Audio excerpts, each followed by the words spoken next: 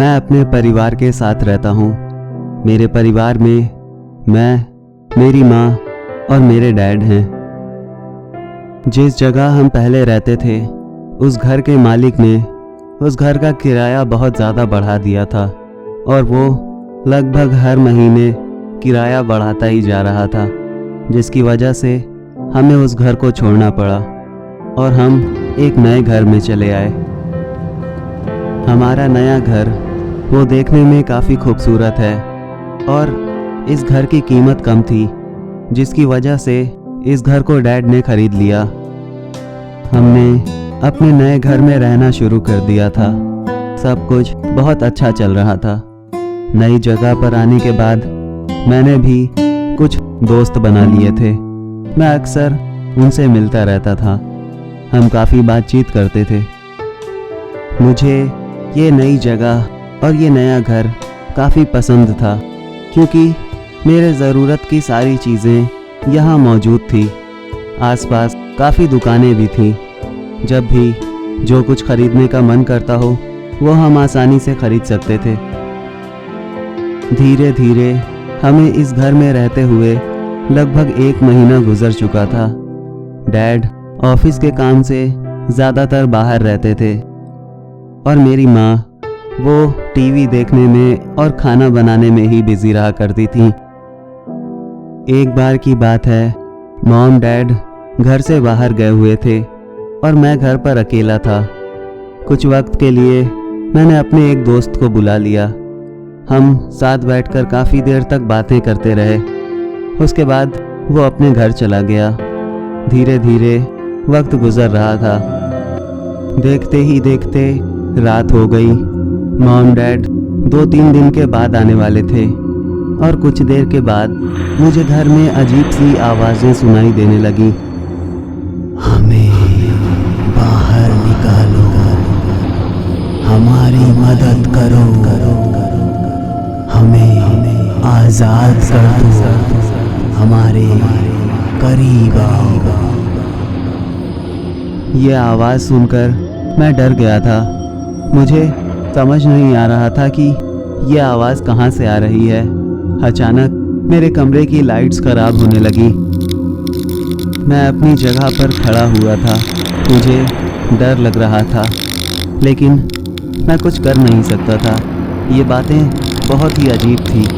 कुछ देर के बाद लाइट्स अपने आप ठीक हो गई। मेरी जान में जान आई। लेकिन कुछ ही देर के बाद वो आवाज़ें मुझे फिर से सुनाई देने लगी। हमें बाहर निकालो, हमारी मदद करो, हमें आज़ाद कर दो, हमारे करीब आओ। मुझे कुछ भी समझ नहीं आ रहा था लेकिन ऐसा लग रहा था जैसे ये आवाज़ें दीवार के अंदर से आ रही हैं। मैं दीवार के नज़दीक गया। मैंने दीवार पर हाथ रखा। वो दीवार वाइब्रेट हो रही थी। ऐसा लग रहा था जैसे कोई उसके अंदर है और उसके अंदर से ही आवाज़ें सुनाई दे रही हैं। ये सब कुछ बहुत ही अजीब और डरावना था। मैंने फ़ौरन वहाँ से हाथ हटाया और अपने बेड पर जाकर बैठ गया। मुझे फिर से वो आवाज़ें सुनाई दे रही थी। हमें बाहर निकालो, हमारी मदद करो, हमें आज़ाद कर दो, हमारे करीब आओ। इस बार मैंने इंतज़ार नहीं किया। मैं घर के बाहर निकल आया। कुछ देर तक मैं घर के बाहर ही खड़ा रहा लेकिन फिर मुझे नींद आने लगी तो मैं डरते डरते घर के अंदर गया। लेकिन इस बार किसी तरह की कोई आवाज़ सुनाई नहीं दे रही थी। सब कुछ बिल्कुल ठीक था। मैं चुपचाप सो गया। अगले दिन जब मैं सोकर उठा तो मेरे दिमाग में रात भर की सारी बातें घूम रही थी। मैं ब्रश करने के बाद सीधा अपने एक दोस्त के पास गया। मैंने उससे पूछा कि हमारे घर में पहले कौन रहता था, क्या उन्हें कभी घर के अंदर डर लगा या किसी तरह की कोई आवाज़ें सुनाई दी। मेरे दोस्त ने बताया कि उसे इस बारे में कुछ नहीं पता, इसलिए वो ये सब कुछ नहीं बता सकता। मैं वापस घर आ गया। मैंने अपने घर के बारे में इंटरनेट पर सर्च करना शुरू कर दिया। मैं लगातार तरह तरह के आर्टिकल्स पढ़ रहा था, लेकिन मुझे कुछ भी खास मिला नहीं।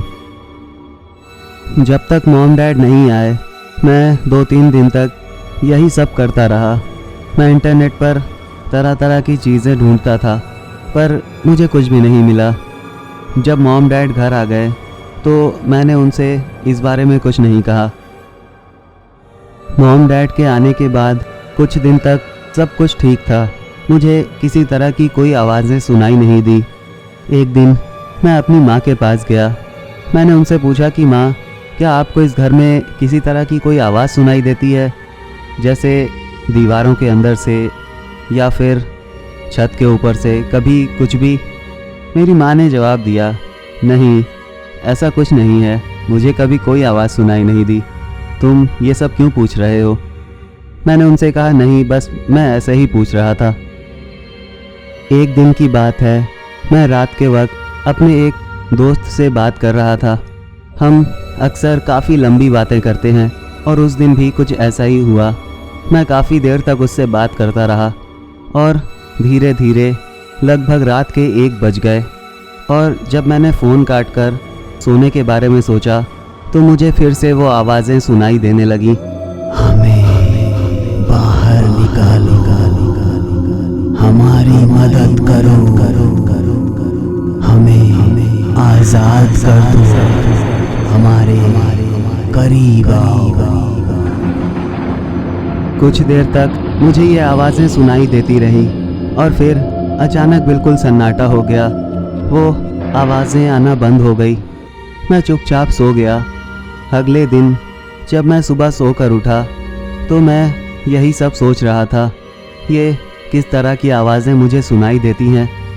कुछ वक्त के लिए मैंने इसे नज़रअंदाज कर दिया था, लेकिन दोपहर के वक्त मुझे फिर से ये आवाज़ें सुनाई देने लगी। हमें आज़ाद कर दो, हमारे करीब आओ। मैं डर गया था। इस बार मैं फ़ौरन अपनी माँ के पास गया। मैंने उनसे कहा कि माँ, मेरे कमरे में मुझे आवाज़ें सुनाई दे रही हैं, मेरे साथ चलिए। मेरी माँ मेरे साथ आई, लेकिन उन्हें किसी तरह की कोई आवाज़ सुनाई नहीं दे रही थी। उन्होंने मुझसे कहा, लगता है तुम हॉरर फिल्में ज़्यादा देख रहे हो, जिसकी वजह से तुम्हें ये सारे अजीब से वहम होते हैं। मैंने अपनी माँ से कहा, नहीं माँ, ऐसा कुछ नहीं है, मुझे मेरे कमरे में आवाज़ें सुनाई देती हैं। मैं अपनी माँ से यही सारी बातें कर रहा था और अचानक किचन से आवाज़ सुनाई देने लगी। हमें बाहर निकालो, हमारी मदद करो, हमें आज़ाद कर दो, हमारे करीब आओ। मैंने अपनी माँ से कहा, क्या आपको इस बार ये आवाज़ सुनाई दे रही है? माँ ने जवाब दिया, हाँ, मुझे सुनाई दे रही है। मैंने अपनी माँ से कहा, मेरे साथ किचन में चलिए, हमें देखना होगा। जैसे ही हम किचन में पहुँचे, हमारी आंखें फटी की फटी रह गईं, क्योंकि वहाँ सारे बर्तन हवा में थे। ये देखकर हम हद से ज़्यादा डर गए थे। डर के मारे मैं और मेरी माँ हम घर के बाहर आ गए थे और उसी वक्त डैड भी घर पर आ गए। उन्होंने पूछा कि क्या बात है। हमने डैड को सब कुछ बताया, पर डैड ने हमारी बात पर यकीन नहीं किया। उन्होंने कहा कि ये तुम्हारा वहम है, ऐसा कुछ नहीं हो सकता, चलो घर के अंदर चलते हैं। हम सभी घर के अंदर आ गए थे और उस दिन तक मैं और मेरी माँ काफ़ी डरे हुए थे, लेकिन डैड को इस बात से फ़र्क नहीं पड़ता था, क्योंकि उन्हें नहीं लगता था कि ऐसा कुछ हुआ होगा। उस दिन रात के वक्त हम सभी सो गए, लेकिन अचानक फिर से वो आवाज़ें सुनाई देने लगी। हमें बाहर निकालो, हमारी मदद करो, हमें आज़ाद कर दो, हमारे करीब आओ। और इस बार ये आवाज़ें मॉम और डैड को भी सुनाई दे रही थी। सभी डर गए थे, पर उस दिन किसी ने कुछ नहीं कहा, सब चुपचाप सो गए। अगले दिन डैड ने घर पर एक तांत्रिक को बुलवाया। उस तांत्रिक ने बताया कि दीवार के अंदर 2 लाशों को दफन कर दिया गया था, उन्हें तोड़कर निकालना होगा। ये उनकी आत्माएं हैं जो आज़ादी के लिए बार बार आवाज़ देती हैं। जब हमने दीवार को तोड़वा दिया तो उसमें हमें 2 कंकाल मिले। उसे देखकर सभी डर गए थे, पर उस तांत्रिक ने हमें दिलासा दिया कि अब इस घर में किसी तरह की कोई आवाज़ सुनाई नहीं देगी या फिर किसी तरह की कोई हरकत नहीं होगी। अब आप लोग निश्चिंत होकर घर पर रह सकते हैं। हमने वैसा ही किया। हम लोगों ने दीवार को फिर से बनवा दिया और उन दोनों कंकालों को एक कब्रिस्तान में दफन करवा दिया। उसके बाद हमें कोई आवाज़ सुनाई नहीं दी, सब कुछ ठीक हो गया था। ये उन दोनों इंसानों की आत्माएं थी जो आज़ादी चाहती थी। शायद अब उनकी आत्मा को मुक्ति मिल गई है और अब हम सुकून से अपने घर में रह सकते हैं।